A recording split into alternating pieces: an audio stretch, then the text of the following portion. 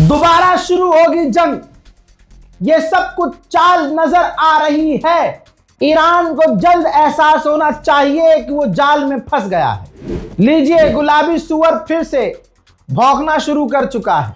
अब उसने कहा है कि हमारी अमेरिका की शिप, एयरक्राफ्ट, मिलिट्री पर्सनल्स, हथियार और हर उस चीज के साथ जो एक पहले से ही काफी कमजोर हो चुके दुश्मन को विनाश करने के लिए चाहिए, ईरान में और उसके आसपास तब तक तैनात रहेंगे जब तक असली समझौता नहीं होगा और रियल एग्रीमेंट नहीं होगा। यानी इस हरामी के हिसाब से रियल एग्रीमेंट हुआ ही नहीं है। अगर किसी कारण से ऐसा नहीं होता है, जिसकी संभावना भाई बहुत कम है, तो फिर गोलीबारी शुरू हो जाएगी जो पहले की तुलना में बड़ी होगी, बेहतर, ताकतवर होगी। यह धमकी दे रहा है। पहले ही तय हो गया था कि तमाम फर्जी बातों विपरीत ईरान के पास कोई परमाणु हथियार नहीं होंगे, स्ट्रेट ऑफ हॉर्मुज खुला रहेगा और सुरक्षित रहेगा।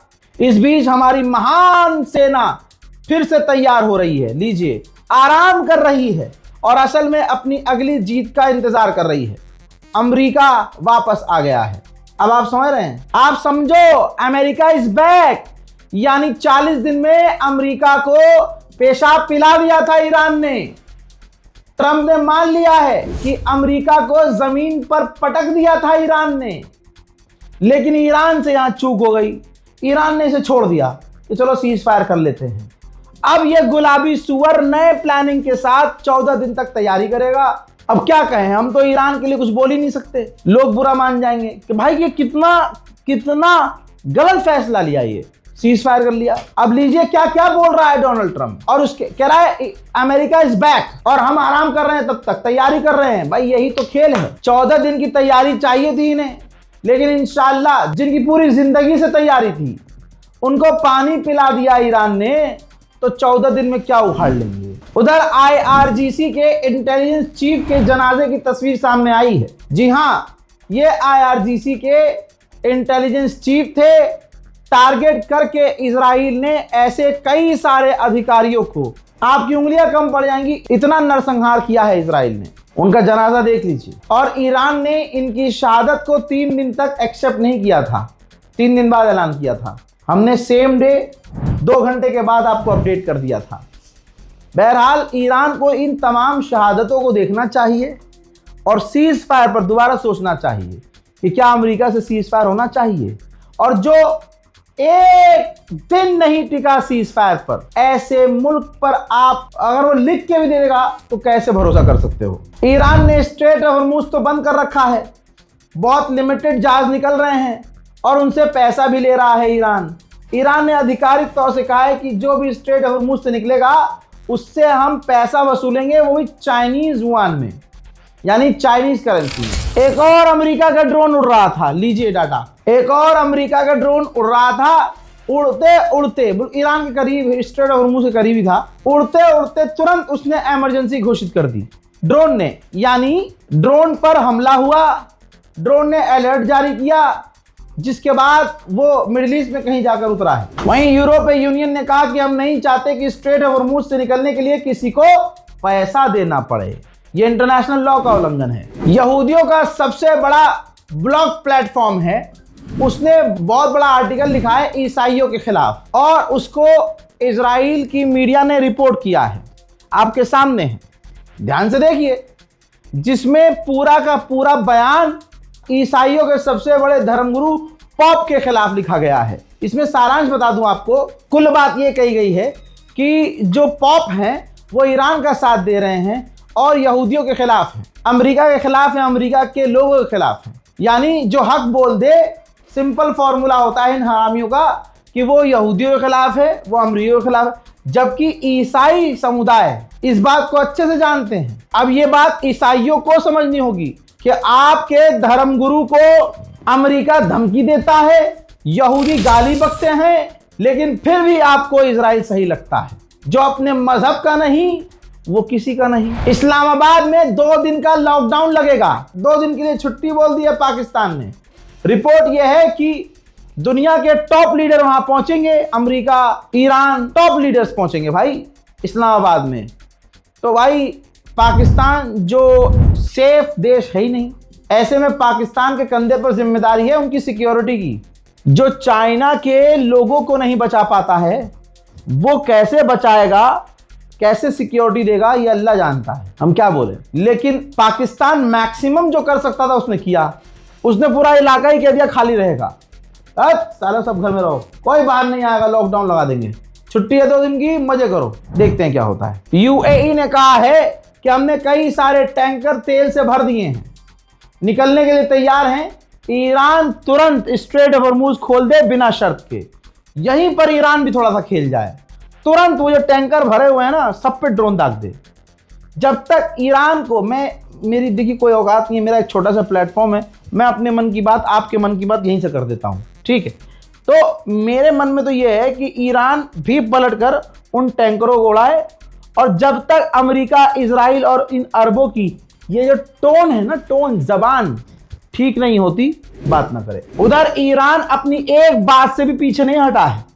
ईरान के न्यूक्लियर चीफ ने कहा है यूरेनियम एनरिच करने का हमारा अधिकार है और वो अधिकार हमसे कोई नहीं छीन सकता। अमेरिका के सबसे बड़े अखबार न्यूयॉर्क टाइम्स ने भी लिख दिया है, लीजिए।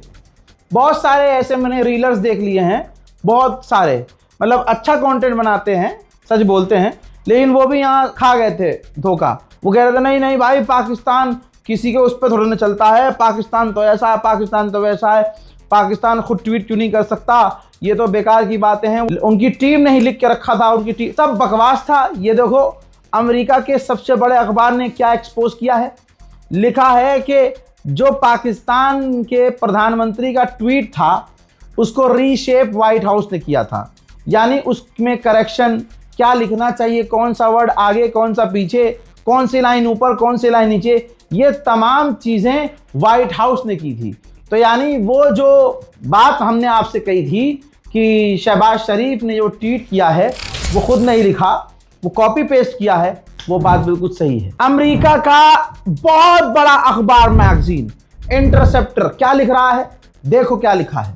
लिखा है कि रिजीम सरवाइव कर गई है, ईरान की रिजीम जिंदा है और जीत गई है, लेकिन ये जो स्ट्रेट ऑफ हॉर्मुज को कंट्रोल किया है ईरान ने, ये गेम चेंजर है, ये असल में ईरान की जीत है। IRGC के ऑफिशियल ने कहा है कि अमेरिका डील के लिए इसलिए राजी हुआ, उसने डील इसलिए की क्योंकि इस जंग के अंदर उसे कुछ हासिल नहीं हुआ, उसके गोल उसे मिले ही नहीं, इस वजह से थक हार के उसने डील की है। उधर मेरे दोस्तों, तुर्की ने मेडिकल हेल्प भेजी है ईरान को भारी मात्रा में। ईरान को अभी भी मेडिकल हेल्प की जरूरत है। उधर ईरान को बड़ी कामयाबी मिली है। ईरान ने खुद कहा है कि हमने 19 ऐसे लोगों को गिरफ्तार किया है जो दुश्मन के लिए जासूसी कर रहे थे। इराक के लड़ाकू संगठन कताइब हिजबुल्लाह ने ये पोस्टर जारी किया है और कहा है कि 1 महीने की जंग में हमारे 25 लोग मारे गए हैं। हजरात, 40 दिन की जंग में तमाम दुनिया वालों ने देखा कि असली पावर किसके पास है। जंग सीज फायर होते ही स्पेन ने अपनी एम्बेसी ईरान में खोल ली है। हैरत की बात यह है कि जर्मनी ईरान से बात करना शुरू कर चुका है। जर्मनी, इसके अलावा कई देश लाइन में लगे हैं कि ईरान से बातचीत ठीक कर ली जाए। मेरे दोस्तों, अरबों की असलियत सामने आ गई है एक बार फिर से। लोग कहते हैं अरब के खिलाफ क्यों हो भाई तुम? मैं अरब की जमीन, अरब की हवा, अरब के आसमान के खिलाफ नहीं हूं, वल्लाह मैं खिलाफ नहीं हूं, मैं इनकी नीतियों के खिलाफ हूं। ये जो कुर्सी पर बैठे हैं, लंबे समय तक इनकी बादशाहत चले, इस सोच के खिलाफ हूं। जब कुरान पाक में ये कह दिया है अल्लाह ने कि ये यहूदी तुम्हारे सगे नहीं हो सकते, ये अपने अपने में होते हैं बस, तो भाई हमसे हमारी आखिरी जो रेड लाइन है वो कुरान है। कुरान ने जो कह दिया सो कह दिया। यही बात तो पूरी दुनिया के मुसलमान मानते हैं। कुरान से ऊपर किसी इंसान को मानते हो आप? नाउजुबिल्लाह, नहीं। तमाम जितने भी फिरके हो इसमें मुत्तफिक तो हैं, सारे राजी हैं ना इसमें। तो बताइए फिर क्यों अरब यहूदी? अब कहते हैं लोग कि कतर बड़ा ईमानदार है। भाई कतर का रिश्ते नहीं, इसलिए क्योंकि भाई कतर के रिश्ते जेन्युइनली नहीं है, कोई ऑफिशियल रिश्ता, दोनों की एम्बेसी नहीं है, दोनों साथ में काम नहीं करते, सब कुछ, इसलिए कतर की बहुत इज्जत है। लेकिन आज मैं कतर का नारा खींचूंगा। हजरत, ईरान का हंडाला ग्रुप हैकर्स ग्रुप, उसने इजराइल के आर्मी के पूर्व आर्मी के जो चीफ हैं, आईडीएफ के चीफ, उनका डेटा हैक करके तस्वीर जारी कर दी। ये देखिए, तमाम पर्सनल चीजें, लड़कियों के साथ उनके संबंध, होटलों में लड़कियों के साथ तस्वीरें, वो तो मैंने बहुत सारी काट भी दी हैं, गंदी हरकतें करते हुए पूरी गैलरी ही लाइव कर दी है। जिनकी गैलरी के अंदर से अभी आज कल का एक फोटो और वीडियो मिला है, ये देखिए, जिसमें वो कतर में बैठा है और कतर के ऑफिशियल को, फिर से देखो, कतर के ऑफिशियल को आप इनके साथ बैठा देख रहे हैं। और अब आपका दिमाग फटना चाहिए कि कतर कहता है कि हमारा कोई रिश्ता, कोई डिप्लोमेटिक रिश्ता इजराइल के साथ नहीं है। हो गया खुलासा। ये कतर बहुत बड़ा अपडेट है। कल कोई ज्यादा चीख के बोलेगा वीएफएक्स के साथ तो शायद आप तब मानेंगे, लेकिन आपको बता दूं कि ये देखिए धोखा उम्मत के साथ कतर का। दुनिया के सामने कितना अच्छा बनता है कतर कि हमारे तो रिश्ते ही नहीं है इजराइल से। पता चला रिश्ते सब सही हैं, बस दुनिया के सामने नहीं है। इसी तरह से आपके सामने ये जॉर्डन देखिए, जॉर्डन का तो है ही रिश्ता, जॉर्डन तो क्लोज है। ये आदमी कुछ दिन पहले जॉर्डन गया था और जॉर्डन के आर्मी के लोगों को इसने एक चाकू दिया था, समझ रहे हो। जॉर्डन का तो हम जानते हैं कि जॉर्डन के इजराइल के साथ संबंध हैं, खुले में रिश्ते हैं भाई। लेकिन कतर का जो मैंने आपको बताया है भाई, वो पढ़ने के बाद, देखने के बाद मैं खुद हिला हुआ हूं। ये देखिए अगला, यूएई में भी ये मौजूद है। यूएई भी गया था ये। यूएई की जो ग्रैंड मॉस्क है, ग्रैंड मस्जिद है, सबसे बड़ी मस्जिद, उसमें ये यहूदी को लेकर गए थे।